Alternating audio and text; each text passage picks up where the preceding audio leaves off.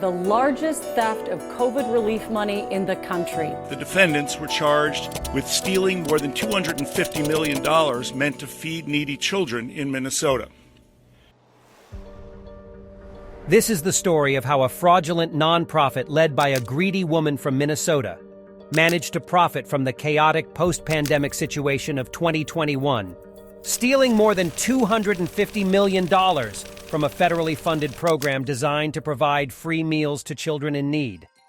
During the COVID-19 pandemic, the USDA, U.S. Department of Agriculture, decided to waive some of the standard requirements for participation in their federal child nutrition program with the intention of allowing more sites to be able to participate in it.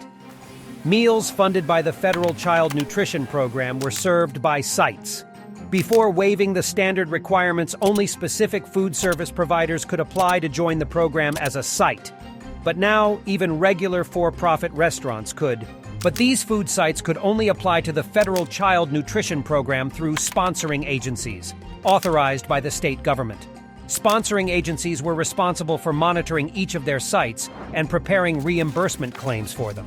The federal government then provided the state with federal reimbursement funds on a per-meal basis.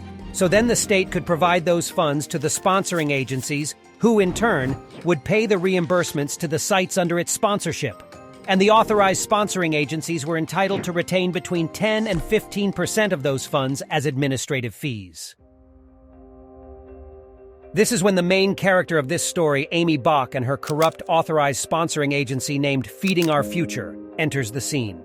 Feeding Our Future went from receiving and dispersing approximately $3.4 million in federal funds in 2019 to nearly $200 million in 2021. And it wasn't precisely because they were helping more children eat.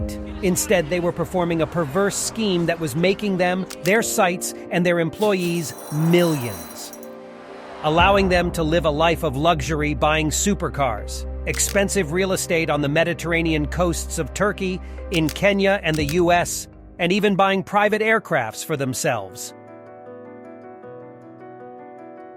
As their plan met with initial success, they were joined by many others who also wanted to make money by falsely claiming to feed needy children. How did the scheme work? Well, Feeding Our Future employees would recruit individuals and entities throughout the state of Minnesota to partner with them and create shell companies to enroll them as sites in the federal child nutrition program. Then these fake food sites would fraudulently claim that they were serving thousands of children a day, receiving a reimbursement for a service they never provided. I think it's fair to say that there's no way a sponsor could have a shell organization operating underneath them unless the sponsor knows it. To carry out the scheme, Feeding Our Future and their partners created and submitted false documentation. They submitted fraudulent meal count sheets, false invoices to document the purchase of food to be served to children at the sites, and fake attendance rosters that listed the names and ages of the non-existing children receiving meals at the food sites each day.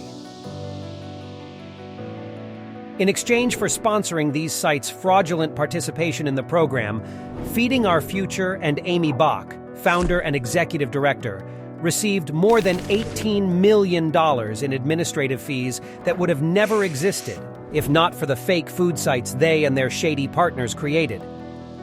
In addition, they received bribes and kickbacks from their partners for allowing them to enroll in the program.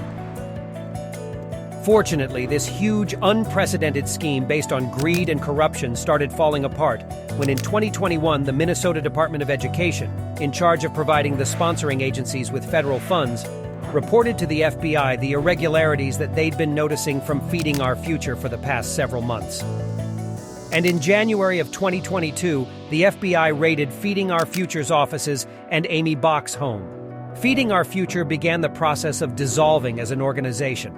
To date, 60 people have been charged with crimes in connection to the largest pandemic fraud in the United States, including the mastermind of the scheme, Aimee Bock. The charges include conspiracy, wire fraud, money laundering, and bribery. And so far, investigators have seized $67 million in assets, including real estate, bank accounts, and $4 million worth of vehicles. Aimee was released from custody after she surrendered her passport to the authorities, and agreed not to travel outside of Minnesota. In an interview after she got caught, Aimee Bock denied stealing money and said she never saw evidence of fraud. In total, Feeding Our Future opened more than 250 sites throughout the state of Minnesota and fraudulently reported providing more than 125 million non-existent meals to children, stealing a total of around $250 million from taxpayers.